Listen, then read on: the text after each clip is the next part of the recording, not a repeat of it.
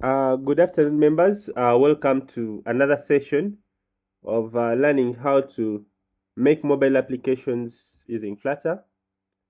Today, we are glad you have been joined with Dr. Drake, and he's going to be on that class. So we're going to proceed from where we stopped at in the previous lecture. In the previous lecture, we looked at how we can deal with the data parsing and how we can deal with the data storage. We got introduced to JSON objects, and we practiced a lot of things whereby we were able to convert data into JSON and convert data from JSON to objects. And then we proceeded and discussed about the architecture of how to organize our code or how to organize our files in the app.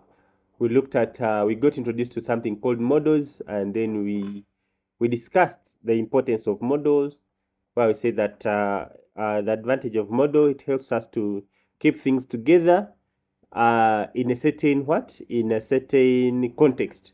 So in case, let's say that we have a model of a user, we can put everything that's about the user in that model. If we have a model of, let's say, product, we can put everything that's about the product in that particular model. And if we have another person who is working with us as a developer, maybe working as a team, they can simply know where to find different business processes or business logics where they have been stored. And then we also proceeded and looked at now how can we convert a Flutter object to JSON object so we can have it as a string. So we discussed that if we have something as a string, we can be able to transfer it from one platform to another, and we can also be able to store it since it is a string. So we can be able to store it in a local storage. So that's basically what we looked at in the previous lecture. We looked at how we can add this data into the form dynamically. For example, like last time we say that we can add, for example, here tasty name. We could add this data to JSON, and we're able to present it here as just a string, and we could load this data from JSON to JSON objects. So that's what we did in the previous lecture. So today we're going to take it from there. We're going to proceed. We are going to look at another important concept, which is offline data caching. This is very important because it saves a lot. As I said that how we're going to approach these lectures is that we're going to be doing important things that we shall definitely need during our programming experience. So today we're going to look at offline data caching. So why is this very important? It is important because of many reasons. The first reason is that, for example, when you log in someone into your app, you may need to keep that data in long-time storage, so that when this person opens the app again, you still remember the information. But in our case here, the information that we're using is being stored in RAM. So I mean, like if I press the back here, you see I already have the information on this screen. But if I press back and I open this screen again, this information is gone. Why? The data was stored in In RAM. So we have to come up with a way that even if someone closes the application, when they open it again, can we be able to remember the information and then be able to proceed from how we stopped in the previous maybe session? So that is it becomes very crucial and important for us. For example, if someone logs in today, again tomorrow, you don't need to ask them again to log in when they open the application again. We have also another importance, which we call caching of data. If I'm using your application and open the application today, and you load for me, let's say, products. Again, next time when I open it, maybe product categories. Next time I open it, you open it. I don't need you again to wait. I don't need to wait again while you're loading these product categories. You should be able to load them again. This time you already have them on my phone, so you should be able to load them from the phone. So that is the kind of mindset you need to have, that we can be able to keep some of data that don't change every time on the user's phone. So next time they open, we are able to fetch this data on their phone other than fetching it from the server. it helps a lot. You can look something like WhatsApp. I believe all of us know the WhatsApp app. The WhatsApp, I can be able to send someone a message while I'm offline. I can be able to write a message while I'm offline. So this message, it will be saved on my phone. Next time I open my application and I am connected to internet, this message will automatically be uploaded on their server, and this message will be sent to the other person. So that is the kind of something that we need to do. Like, even if I'm offline, I can be able to do that to retrieve the data. So one of the most important part in that thing is to know how we can use the offline storage. So most of the devices, they have provision for this. For example, Android phones, they have a provision for local storage. iOS also, they have provision. Even the browsers, the Google Chrome and the rest, all the browsers right now almost, they have a provision for local storage. So because they know that it is important. So now we're going to see how we can make use of this. If you're already aware of it, you still need to be attentive. Why? Because you need to learn one thing or two from what I'll be sharing techniques. And if you're totally new to this, it's also very important to you. Why? Because you're going to see how you can modernize your app moving forward by the use of what? By the use of local data caching. So we have so many packages out there that can help us to achieve this in Flutter. One of the package, we have Hive, where it tells us its advantage and disadvantage, and then another one we have sqflite. Is it SQLite? Okay, we shall see the name. It can also help us to keep the data in our local in our computers. So without saying too much, we're going to go straight and we get started with how we can keep the data. I mean, we get started with the sqflite. sqflite. And after that, we shall go ahead and implement it in real life within this very application, and implement the login and the logout logic. And if time allows, we shall proceed and make a simple a diary book where someone can register. They can keep their data in a phone, and another one can be able to log in and they can keep the data in the phone. Next time they open, they're able to resume their data in that very account. That's what we're going to do. And then after, if the time allows, maybe in the previous lecture, now if we can be able to achieve this in the phones, now we shall proceed again and we see now how can we achieve this with the online, because now right now what we're going to be doing it on a single device. And after doing that, then we shall say, okay, now how can we be able to push these things on a server, maybe on a back end that is powered maybe by a PHP, or that is powered by Firebase. So if we can achieve that, then it means that we'll have completed all the core. I repeat that if you can achieve that, you will have completed all the core concepts that you need to do a robust modern mobile application. Why? You'll be able to save the data on the phone. You'll be able to send the data to the server. You'll be able to retrieve the data from the server. Mean that you can be able to create an application that can communicate from one to another. And that's all. That's all you need. Then the remaining will be just what you call sugar coating, doing some beautiful UIs. But the main core thing, think of any application right now. It's just all about saving the information, sending it to the server, receiving the information from the server, and display it to the users. That's all.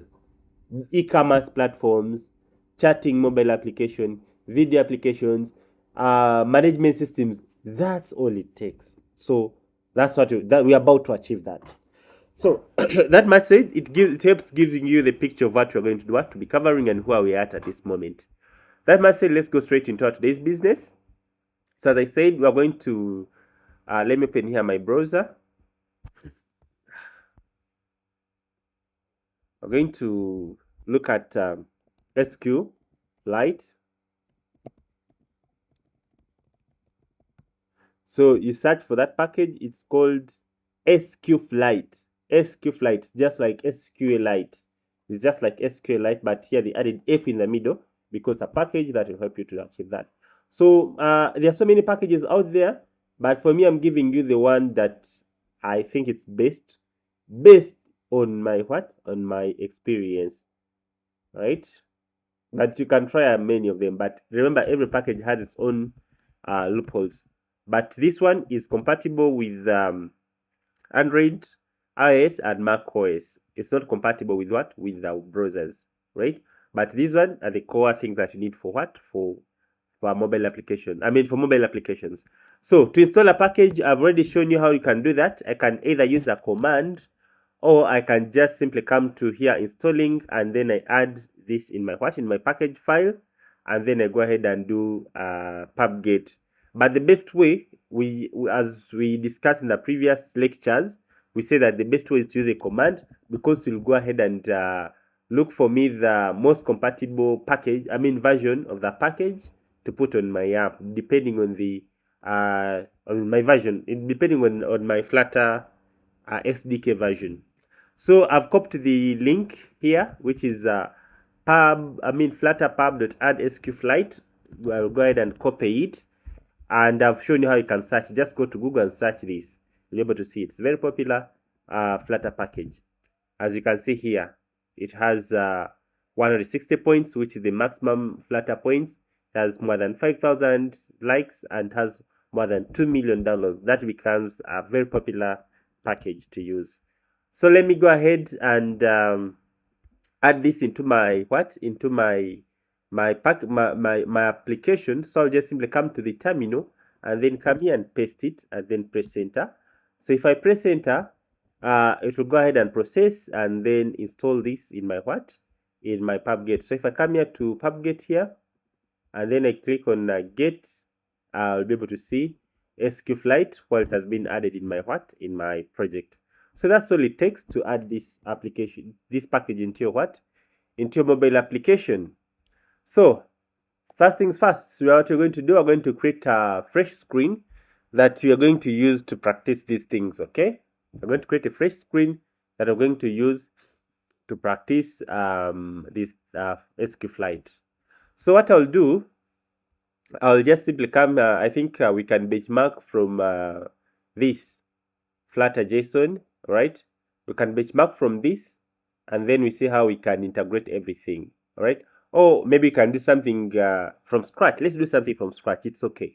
So I'll just simply come here to my pages, and then I'll come and create a new file, and then I call it sqflite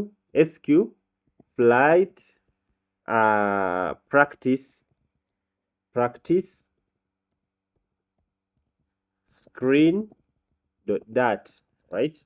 And then after going there, I'm going to create a stateful widget, stateful, and then I press enter and I paste there sqflite. I'll go ahead and import the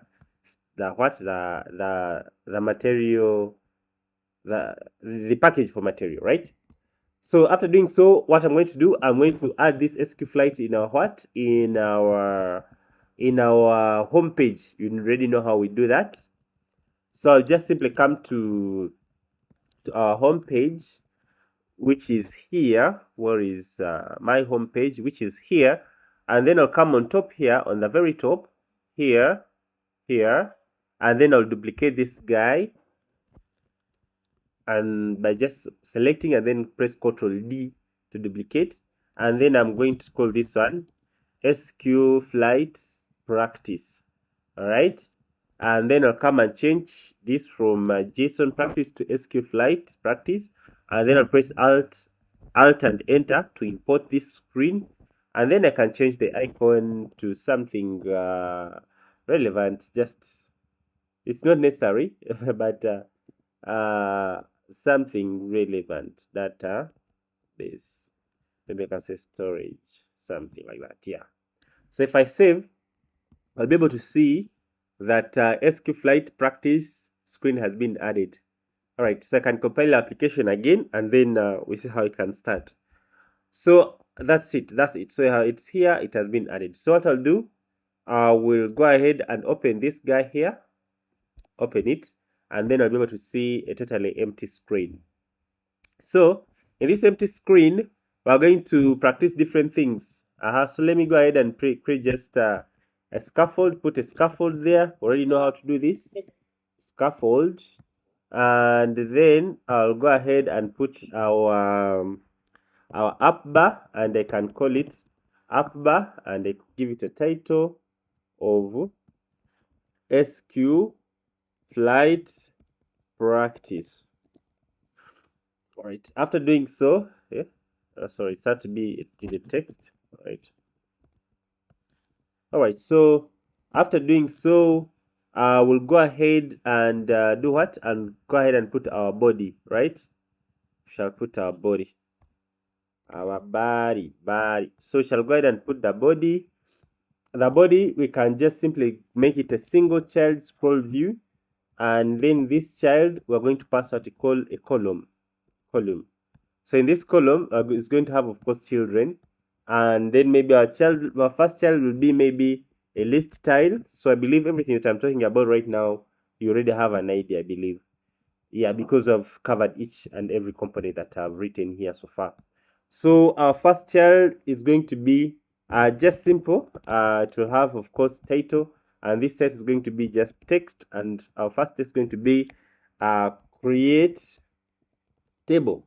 So we want when you click there. Hello, sir. Are the videos available? Oh, please don't ask these questions right now. Don't. If you've been following these lectures, you know what you already know, unless you're a stranger here. All right. So that's our first list style. All right. Then we shall learn how we can create table. Our second list style. Our second item that we shall be doing is going to be how to insert data into the SQLite. Insert data, and then maybe how select data or read data, read data, and then the last thing that we shall be doing, we shall do what we call delete data. So that's what we call CRUD, right? So if you can be able to do this CRUD in our app, that means that we shall be good to go to get started, right? All right, so we're going to begin with how you can create a table. Okay, so I'm going to learn how you can create a table. So what I'm going to do, I'm going to put here a click listener. That's which we shall put on top, and then we shall open our bracket, and we call the method there. So here it will be called when we tap this method, this will be opened, of course. Now what we're going to do, we're going to just put everything in this screen, and then later we shall see how we separate everything. So in here, we're going to just create here a variable of a string that we shall call table name, table name. And this table name, we are going to just create maybe products. Okay, products. All right, so our table name is called products. So we're going to create a table called products. So this name I'm putting it here globally, so I can be able to access it in different methods that we are going to be building. So our first method is going to be create table, right? Create table. So it's going to be just create, unless you have a burning question. Please don't put your IDs in the chat right now. Don't. You want to scam me? I'll tell you the right time when you should put your IDs. So if you put it right now, I'll not consider it. Create table. Don't put your IDs, because unless you're not following. So I'll tell you the right time, because if you put them right now, you'll just run away, which I don't like. But I'll just randomly say you put your IDs there. Okay. All right. So let's proceed. So you have your create table. And then in here, we are just going to be calling this and say time to create table. All right, so I'll just simply come and call this method in this, right? So we want, when you click on create table here in the print console, in the console you should print time to create table. You see, we have achieved that. So this is simple and straightforward. You can pause the video or you can rewind it if you want to do it. If you want to follow, if you kind of lost, you pause the video or go back, put the, like, you rewind the video and follow on a small pace. You'll see that everything is making sense. All right, so let's proceed. We're going to proceed by now seeing how can we actually create a table in Flutter SQLite. So I'll come back here to the documentation, since you're not the one who created this package. So it means you have to read also. You have to read the what? The documentation. So they say the first thing is that you have to do what? To open the database. You have to open the database.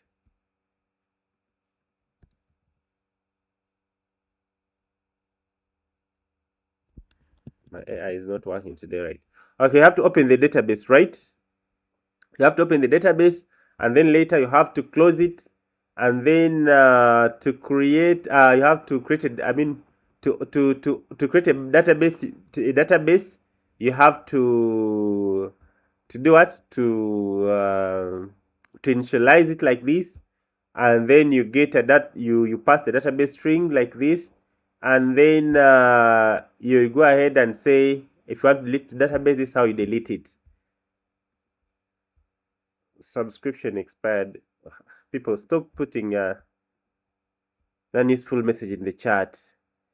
Open the database. This is how you open the database, and inserting the database. This is how you insert data in the database. So let's go there. Let's follow these steps. These steps one by one. So they say to open a database, this is how you open a database, right? So we're going to create here our special method that we are going to call init database, all right? Initialize database. Initialize database. Why did someone say subscription expired? Is our Zoom meeting going to close? So we shall call this initialize database. All right. So this initialize database, we're going to put the logic of initializing the database itself. So we have learned one more thing, that we shall need a database name. So we shall come here and create another variable and call it database name. So we shall give a name that we're not going, that we shall always remember, that we're not going to be changing every time. So we can call this maybe mydb .db, right? So you can call it any name, okay? You can call learnflutter.db. You can call it any name that you want. So after doing so, that we have the database name, the next thing is to initialize the database itself. Okay, so to initialize the database, this is how you initialize the database. We just simply say var, and then you say await. So this shows await. It means that this have to be asynchronous. So you have to add the word asynchronous in here, right? And then you say open database. So open database is a Flutter is SQFlite based method.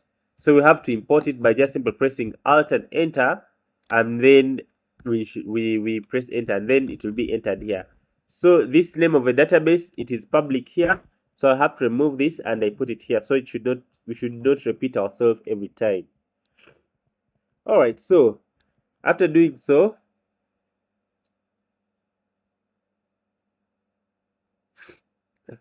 yeah, it have its own instance of database. Yeah, every app that you create, it has its own instance of a database. So even if they have the same name, they cannot contradict. That this database name will be attached to the package name of my application, and you know the package name of application has to be unique in the entire phone. So yeah.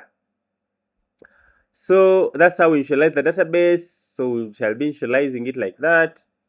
All right. So now let's see how we can create a database. So to create a database, this is what we do. So what we are going to be doing here, I want to be returning the database, right? I want to be returning the database. So I'll put here database, right? And I import it. So it has to be in future. So you say future database, and then we say initialize database, and then put asynchronous, and then we go ahead and say var await.initial database, and then we go ahead and return this database like this.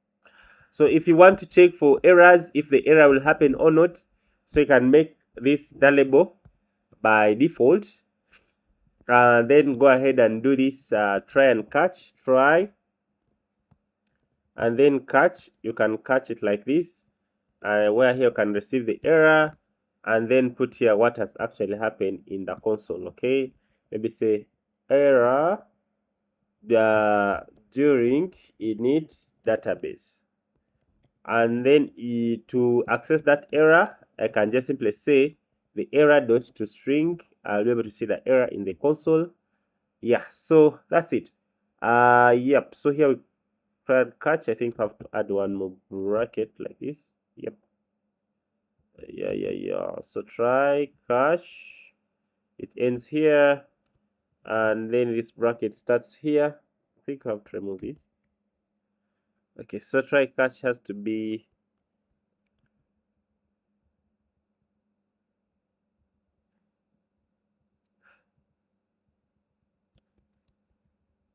I think this has to be in a bracket, I think. Try and catch.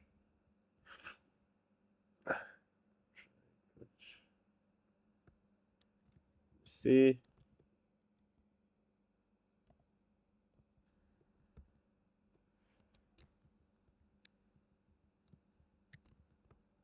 So I want to sound it with try and catch, so I can be able to see if there's an error.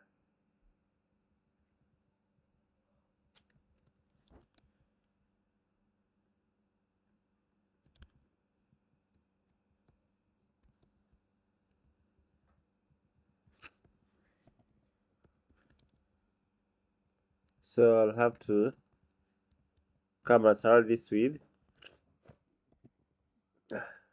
try.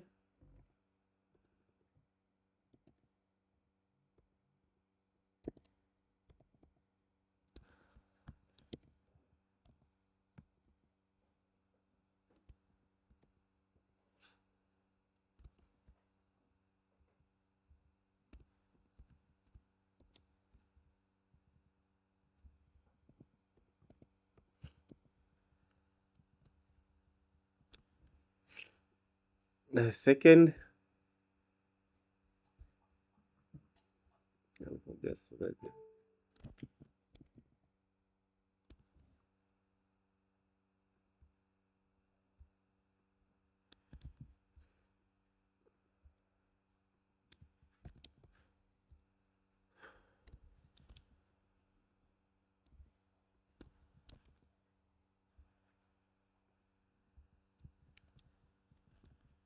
So I'll initialize the database here, and then we shall put debug print failed to init database. So that's how we shall be initializing our database, right? So you can see how we initialize the database here, right? So I'll every time we want to every time we want to insert the data, we'll have to make sure that the database is initialized. So you can just simply do this by just simply put here await. So we have to get the database, of course, itself. So if you want, maybe let me show you how we can optimize this. So I can create here the database in public and make it the DB. I put it here outside, so where it will be accessible everywhere, and then I make it nullable.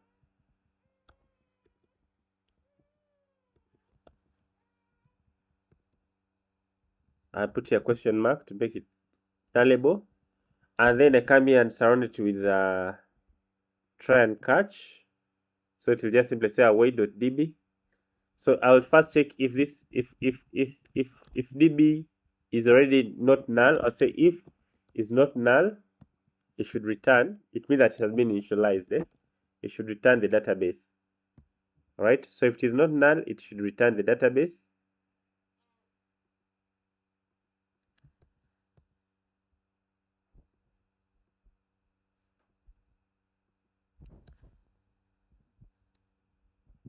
So if it is null, I've put here a question mark for nullable. So if it is null, it will go ahead and do it and initialize the database. Okay. So it means that this function will be dealing with initializing the database.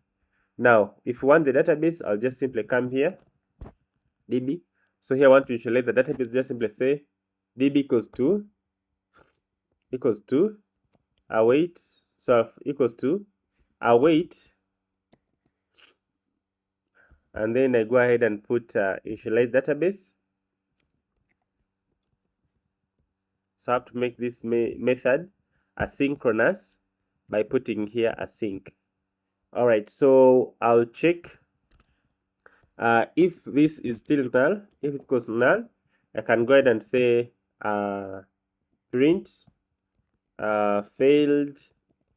failed to init db database, right? So I'll know that the database was failed to be initialized. All right, so I can just simply say db initialized successfully. All right, so that's if it's not initial. I mean, if it is not null. So yeah, so that's it. So let's first try and test. So if I come here and save my code, and then I click here, failed to init database factory not initialized, database factory so initialized using sqflite. Okay, I think we need to restart our application. Let us restart our application and we see.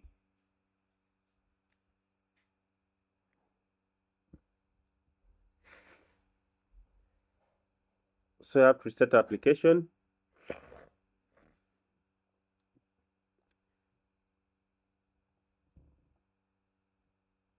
So I've just restarted the application. However, I'm going to explain the code again so you can understand it clearly.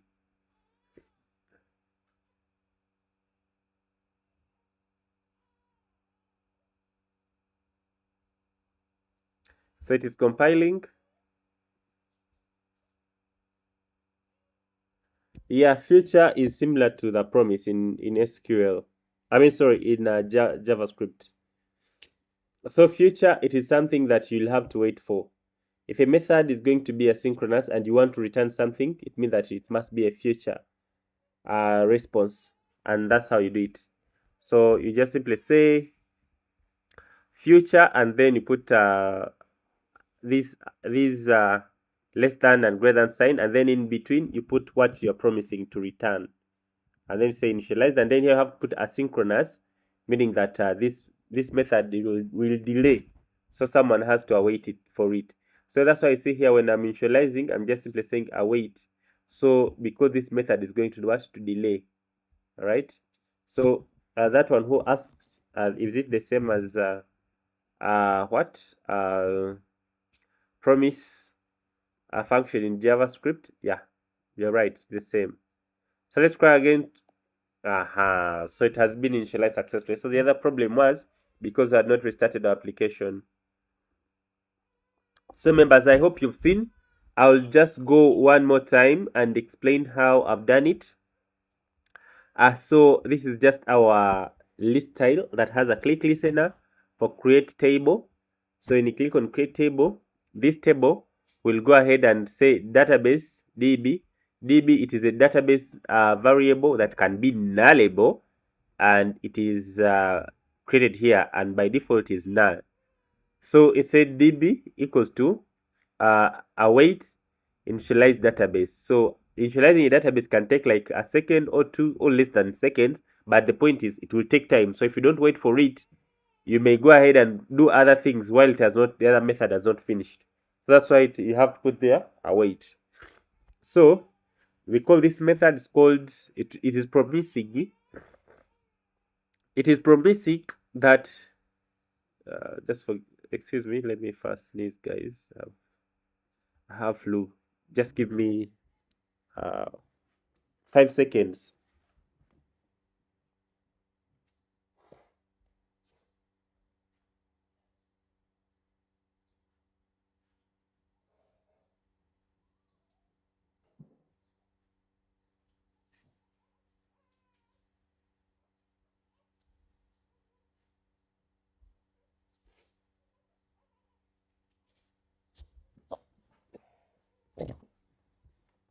All right, remember, sorry about that.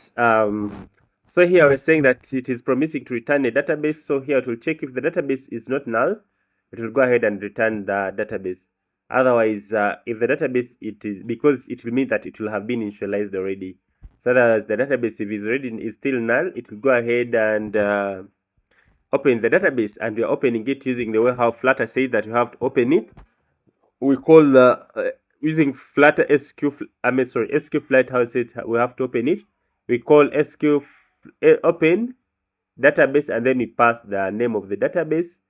And then if it fails, I'll put here in the print that it has failed to initialize database, and I'll put the reason why it has failed. And then at the end of the day, I still return whatever was initialized here. Okay, so that's how we do initialize the database. So I mean that here the database will be initialized and it will be waited for.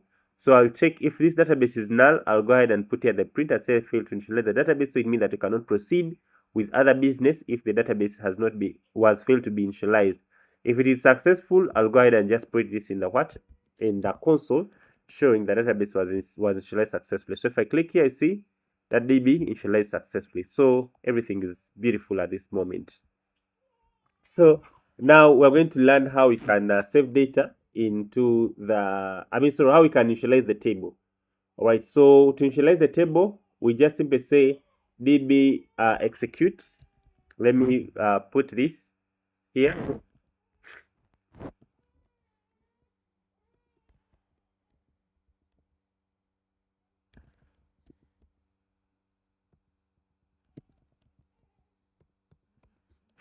All right, so I'll just simply come here and create our table. So after the database initialization, I'll just copy this method, okay, of create table. It is here. You can see it. It is here. So just simply copy as it is, and then you modify as how you want it to be modified.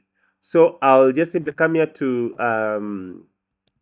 init table. So we have successfully finished initializing. So I'll just simply come here and say initialize table. So it will be db create.execute. So I have to put a question mark because this can possibly be null. So I say db create.execute, and then maybe I can, sorry, where are we? We are in initialize database. We have to do this in initialize table, create table here, create table. So you just simply go ahead and say db question mark dot create. Why are we putting this? Because this one can possibly be null, but yeah, can possibly be null. Then we go ahead and write the SQL, just like a normal SQL, right? Like a normal SQL. Create table, and then you put the table name here. So since we already have the table name as a global variable, so I'll just simply come here and remove this table name and replace it with what? With our table name that we have, right? We just put $sign and then put the name of the variable. All right, so I'll go ahead and put the ID. I just simply say ID, which is an integer, and then it's going to be a primary key. So I can go ahead and put and say auto increment. Auto increment. I hope that's the correct spelling. Let's see if we have it here. Yeah, it's the correct spelling. So it's going to be an ID, the name of the ID is the name of the field. Integer is the data type of the field. Primary key is the index of the field. And then auto increment means that this ID will automatically increase. Otherwise, if you don't want to put auto increment, then you don't need to put the word auto increment. If you don't want auto increment logic, so you can put here the product name. It's going to be text, and then you can go ahead and put maybe price. So I can remove this. I put maybe price, small letters, and then price, maybe it can be integer, right? Price can be maybe integer, and then maybe I think those are enough. Yeah, name and price, name and price. So a product will have an ID, and then the name, and then the price. Remember, at the end of the SQL, you don't put a comma. So let's be careful with that. So that is how we shall be initializing our what? Our table. All right. That's how we shall be initializing our table. So in some cases, sometimes this table will be initialized already. So we shall see how we can make sure that we don't initialize this table 2 times. All right. So what will I do? I'll just simply also surround it with the try and catch, so that the table, we can be sure that the table was done what? Was initialized. So I can just simply go ahead and say try and catch. So come here, say try, catch, and then I put this initialized table in here. So if it fails, I say fail to init table, and I put the reason in here. So I can go ahead, maybe do some throw. I don't know whether this throw will work. And I throw maybe the message. So I have call this, get the message. All right. So if it fails, it will do this. Otherwise, if it doesn't, I'll just simply come and put print table initialized successfully. All right. So let me explain this again.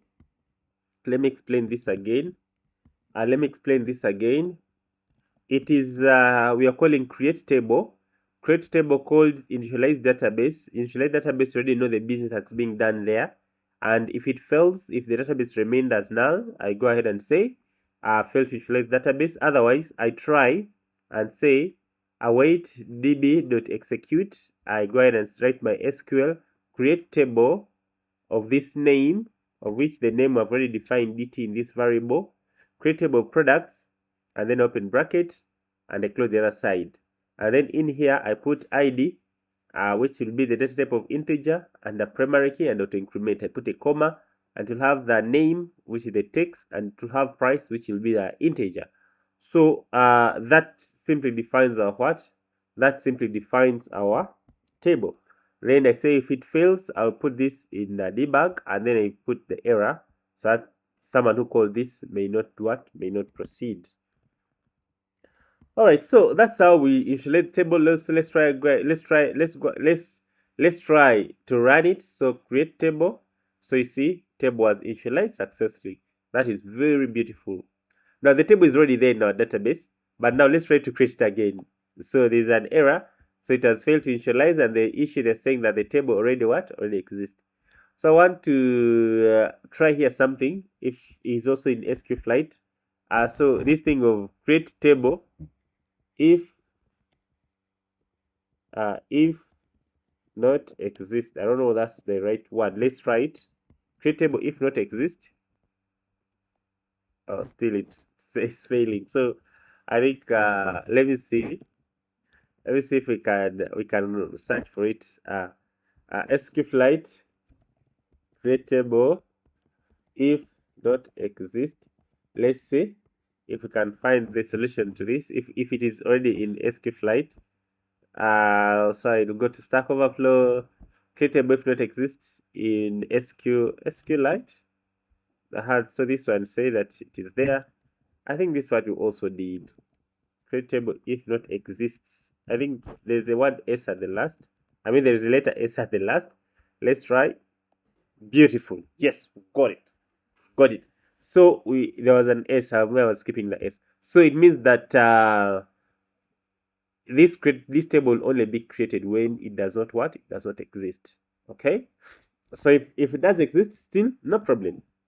The table will remain untouched. That's beautiful, isn't it? So we can proceed. Now at this level. We can be able to initialize our table, and we can be able to get a feedback that the table was initialized successfully.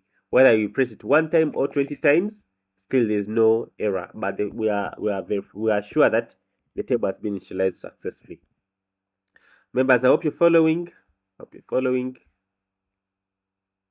we can proceed. Let's proceed now to data insertion. So how can we insert data? So I'll just simply come here and say insert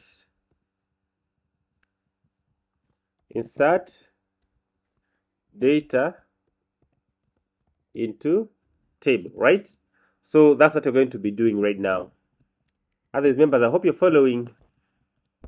So we're going to add here a click listener in insert data. So just simply come here and add insert data in table.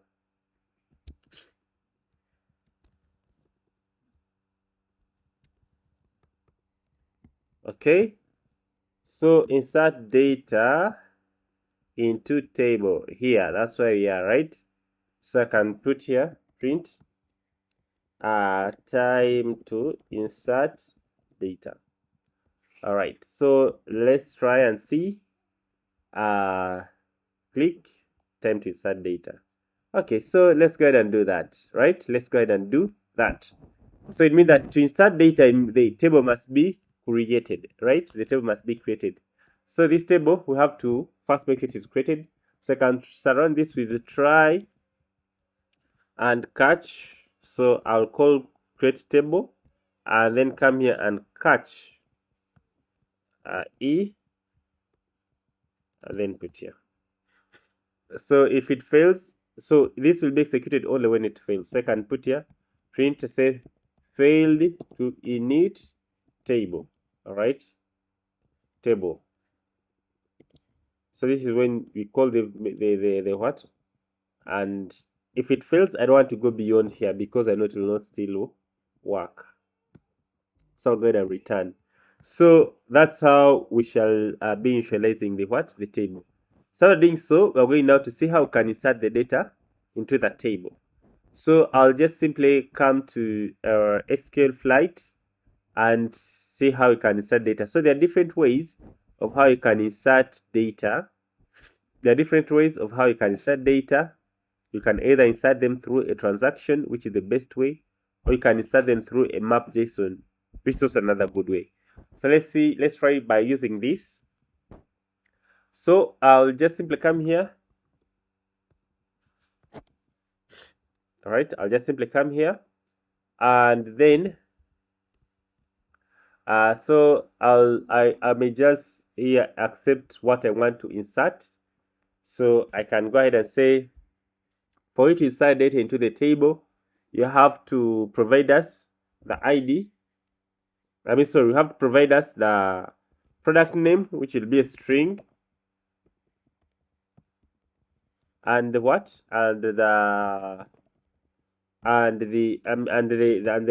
price, which will be an integer. All right, so those are the two things that we'll be accepting in this insert data method. So, well, first of all, we shall need the database. Means that we shall need first need the database. So I'll just simply come and paste this here. So db equals to initialize db, and then if it is still null, I say fail to init db. I stop from there. So if it is not null, I'll just simply go ahead and say db.transactions and put a question mark in case just it is still null. db.transaction. So here we're going to run different transactions. However, the advantage of transaction is that if there is a failure, we can still do what? It can still be able to reverse, right? And helps to execute things in form of a batch way. So we have two styles of inserting data into the database. So the first style is this one, all right? The first style is this one, is await. Okay, wait, let me first explain this transaction thing so you can understand. So a transaction, it helps us to do things in form of a what? In form of a batch. So to create a transaction, you just simply say database dot transactions dot transaction, and they open a bracket, our normal bracket in there. And then after doing so, you open another normal bracket in, and then you put a curly bracket there. And then here you'll have to receive something, all right? What you can call transaction, okay, checks. And then this bracket has to be what? Asynchronous, like this. Then in here is where you put your code that you want to be executed as a what? As a transaction. So the transaction, it helps the application to be faster, because all the things are done in the are collected and done are done in form of batches or at once. And it also helps, like in case there's an error, the whole thing can be what? Can be reversed. So though it is not necessary to run things in what? In transactions. So let me leave this guy here. You may look at that code, how you create transactions later. Let me put it here. So you'll pause the video and look at it, how a transaction can be created. So let's proceed. I'm going to proceed here to here. So we have opened our transaction. So inside the transaction, as I told you, there are two ways of how you can. In fact, there are three of how you can insert the data into the what? Into the database. Another one, you have a map version of it. Or can insert you can insert a JSON, a whole JSON into the what? Into the database. We shall look at that as well.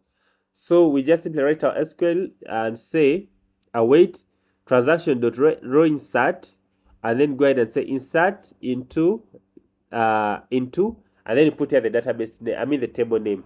Remember, the table name is a global variable here, so I don't need to rewrite it here. I just simply need to substitute here the table name like this. And then I open bracket, I put things that I want to insert in there. So I can insert the name, maybe comma, and the price, like this. So I go ahead and say put values, and then here I put my first value. It has to be surrounded, if it's a string, it has to be surrounded with what? With quotes. So our first value, remember, I said that here, when you're calling this method, you'll have to provide what you call a product name,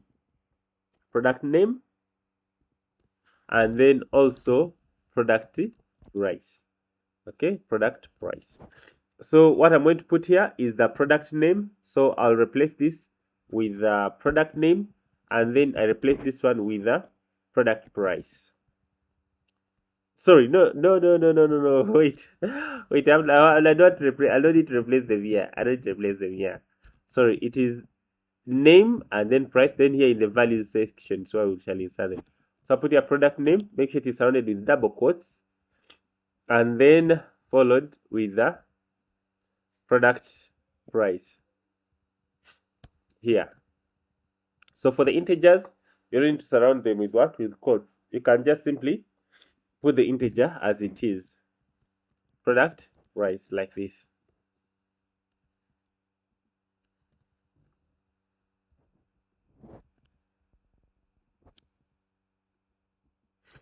Alright, so that is our SQL. Make sure that your SQL is well designed and well formatted. However, I'll show you another way how we can insert using what? Using JSON. And that is maybe the simpler way to do things, and I think the most safest.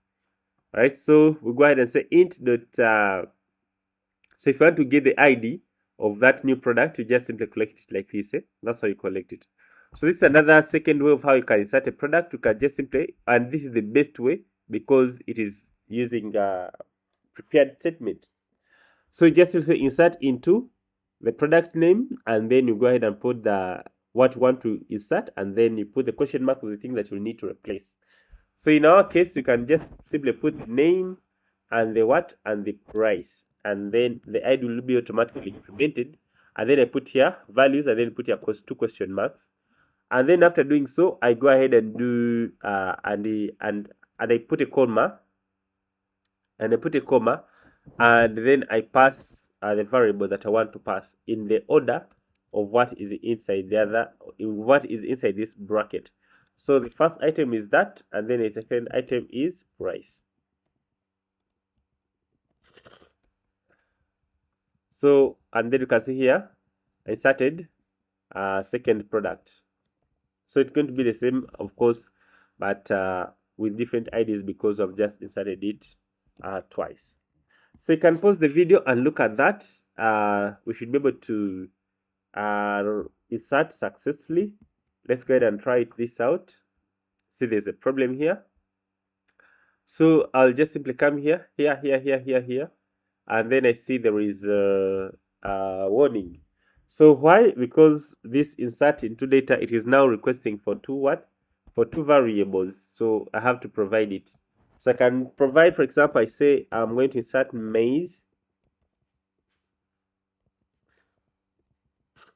and then I say also maize is maybe 17,000. 1, 2, 3. Okay, so 17,000. So, or maybe I can say maybe it is 2,500. All right, 1 kilogram of portion. So that is it. So it means that when you call this method, I'll have to give it maize and this, and then this method will receive the product name and the product price, and then go ahead and create the database, check with try and catch. If it fails, go ahead and show it fails. I mean creating the table, and then go ahead and initialize the database. This I don't need this, by the way. I don't need this because the database is already initialized. All right. So after doing so, this is a transaction way of how you can do things. I can remove it right now. We've already understood it. So I go ahead and open my transaction, and inside the transaction, I go ahead and insert my set transaction dot row insert. I insert the product 2 times, right? I insert 2 times. So like this, it should be able to work. Let's try it out and see. So I click on create. Oh, there's a problem. While inserting values, this thing of values, what are they saying? Insert.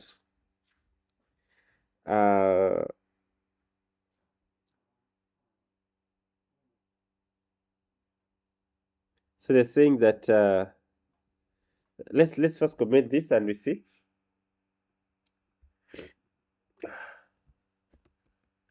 Let's see. So insert, it is inserting successfully this first item.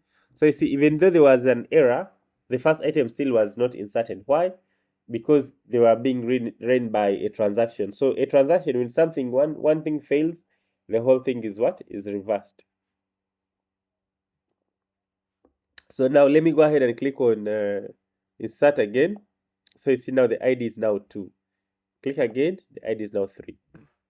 So why is this thing of values failing to work? Why? So have name and price. Have values, question mark, and then go ahead and pass the first name and the price. So why is it failing? Let's find out.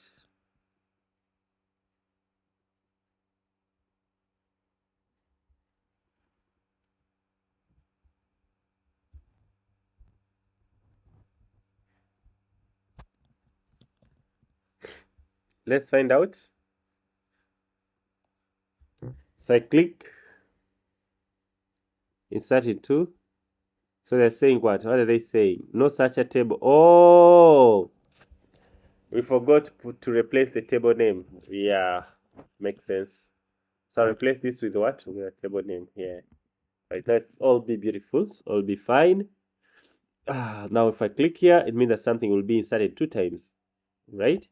So you see, 4 and 5 has been inserted. If I click again, 5 and 6 and 7 has been inserted. So, but you have to go with one. The most safest one is this one of what? Of prepared statements. So I'll comment this for later. All right, so that is how we insert data into the local database. There's another way of using what? Of inserting using a map. All right, let me see if it is there. Map.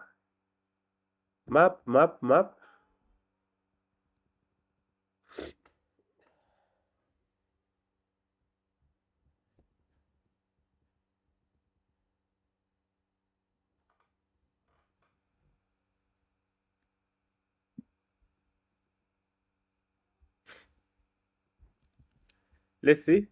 There's another one of using a map. Let me see if I can do this on a transaction.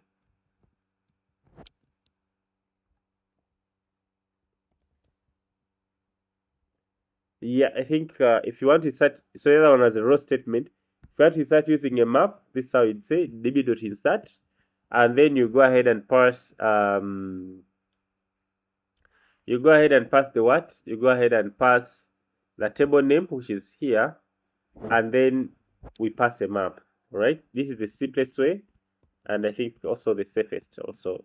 So I'll just simply come here and pass the first variable. So I open curly bracket and put a name, and then I put the name is, of course, product name. Let me copy it here, and then followed by the what? By the price. Product price, and let me also put there. So that's how you insert using what? Using what? Using a map. So let's go ahead and see this. Okay, so I can just say I want to see if I can get the ID of what has been inserted. I think this guy does not return, or it does not return. Okay, so that's how you insert into by use of a map. All right, let's see what we've got. If I click on insert, let me open my console.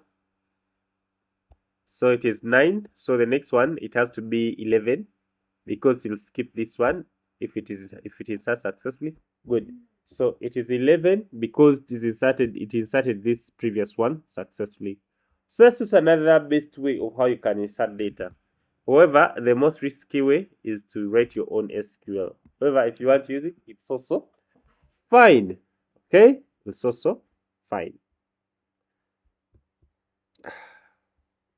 So let's proceed. Let's proceed.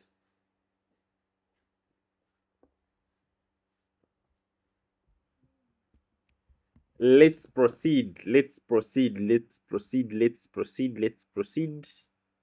We'll mark this one as done.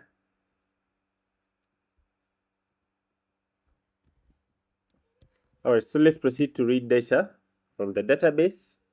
So let's proceed to read data from the database. So to read data from the database, we just simply say db query, and then you pass what you want. All right. So let's go ahead and create another another method. Okay, so I'll just simply come here and say read data. It's going to be a bracket, and it's going to be asynchronous like this. So to read data, we shall just simply go ahead and say, so to return this data in form of a map of a string and object, so just simply say map and then say map string and then object that can be nullable. All right, and then you say records equals to await. All right, await.db, db. So you have to make sure that the db is also initialized here, or can just make sure that the table is initialized. All right, let's put this logic of initializing a table here, and then db.what.query, have put a question mark. It's nullable, and then I have to do what? I have to pass here the table name. All right, so that's what we have now. So let me go ahead and see what we have in the data so I can say if equals to null, I can just simply say print failed. All right, so if I want to be on safe side, I can as well, so since this record is nullable, I can as well surround this with cache. Try, I put the data and then cache. So it's going to be I have to put records here. Records, I can put here E. So if it fails, it will do here I can print here, say, failed to read data because, and then I go ahead and put here because, and then I go ahead and put the E.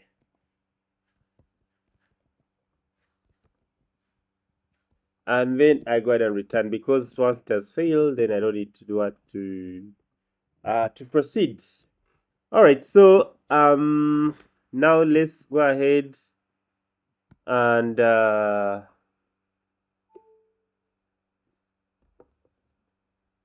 let's go ahead and see if it is null. I'll stop here and return. And if it is null, I can just simply, if it is not null, I can just simply come here and say print and say found, and then I put records dot length. See, found those number of what of records. All right, so you get it. Okay, we'll pause the video as you'll be watching and see how I've written this. Simple and straightforward. So let's see what you've got. So if I click here on read data, so I have to put the listener.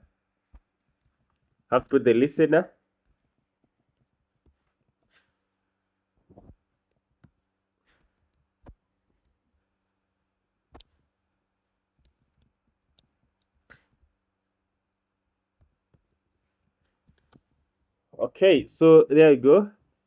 And then here we shall put read data. That's it. So read data here. And to call this method that will first open the database, the table, and then go ahead and get the data. Just db.query, and then you specify the data. All right, so let's go ahead and try this out. Beautiful. See, found 11 records.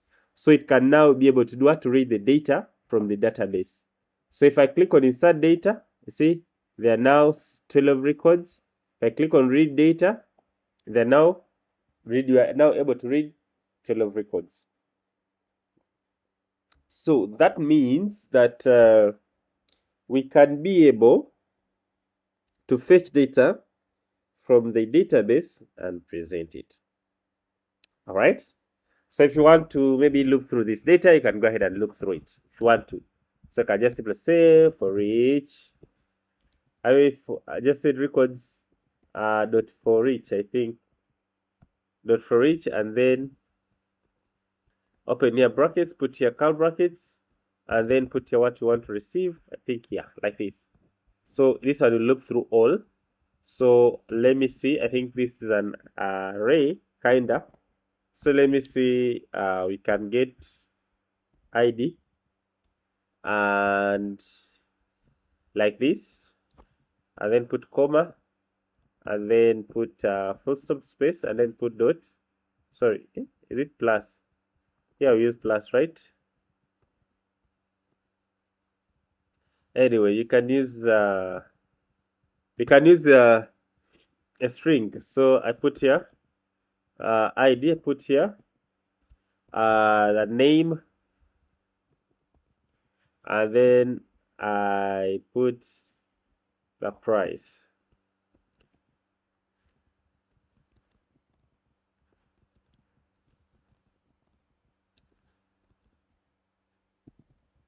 And then I put a semicolon here.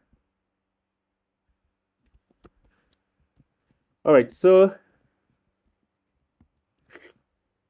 now if I click on read data, you can see everything has come properly from our local database. So what does it mean? It means that even if I close this application, I've closed it. You see, I've closed it. Let me show you. Let me close it. Even if I close it and I run it afresh, it should be able to show me that the data was saved from the database. So let's see that. Let's see that happen.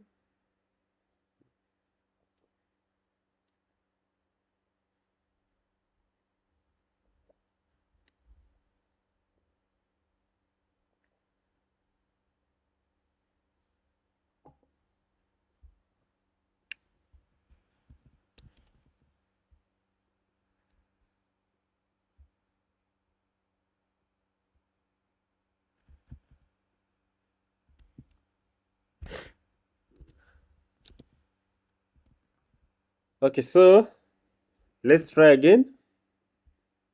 SQFlite practice, read data.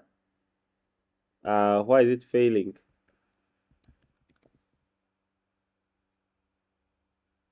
I think we are not committing the transaction.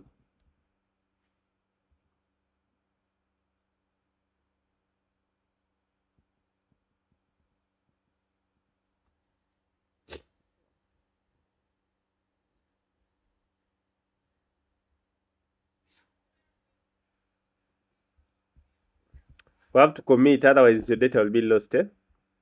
So here after transactions, the transaction we have to initialize it here like this, and then after running we have to commit like this. So yeah. So that's how, and this commit is also has to be asynchronous. So that's how we can be able to keep our data even if we open it. Let's try. So create table.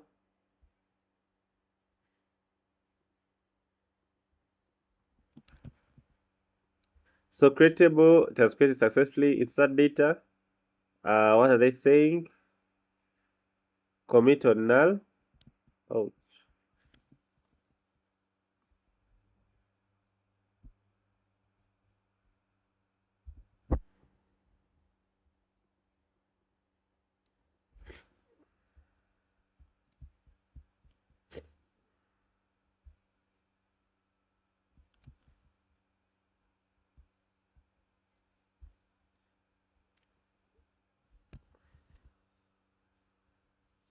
so if you remove our things from transactions, let's see if they'll be committed.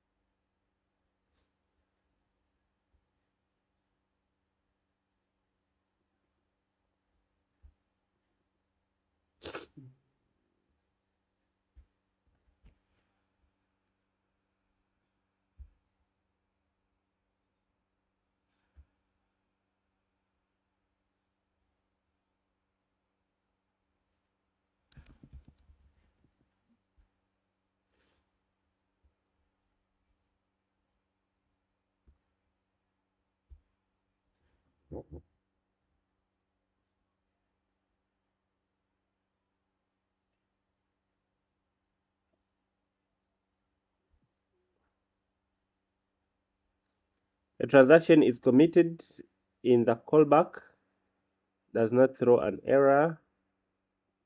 Database that executes, transaction that executes.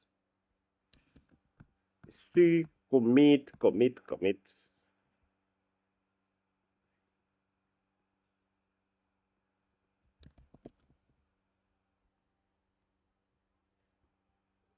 Ah,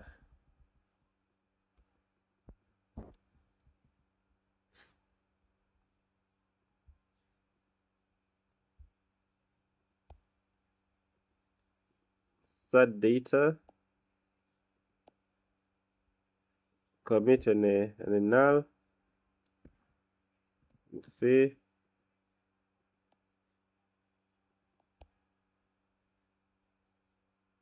Read data.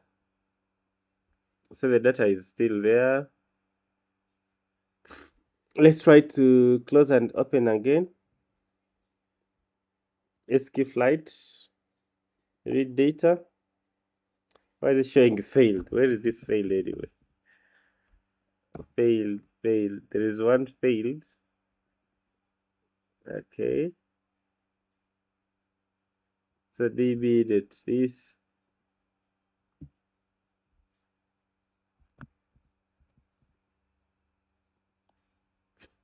I don't know why it's delaying to read, but it says failed, and then it goes ahead and display the records. So read data. Data is there. All right. So yeah. So you can teach yourself the rest. The deletion. Yeah. So next time we shall start by doing what? By seeing how you can upload this data on what? On Firebase or on the backend project. So that's it for today's lecture. I am going to give you the assignment. I'm going to prepare something for you to try out. It will be simple, but it will be eye-opening. And I'll combine it with the previous assignment because all of them are together. Yeah. So by the time we come here, we should do what? We shall have knowledge of what we shall have covered. So it means that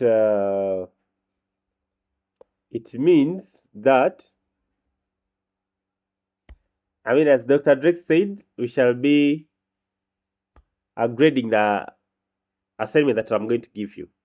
So that's it for today's lecture. So we have covered introduction to database, introduction to sqflite.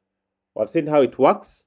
I'm going to give you more things for you to practice. Yeah, I'm going to give you more things to practice. So that next lecture, we now start seeing how we can connect our application with the server, how we can connect our data from the server to the application.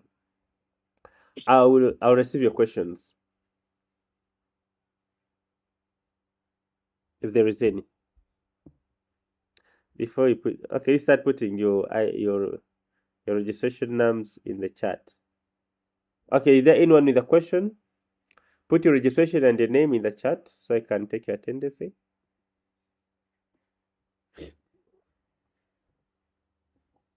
Anyone with a question?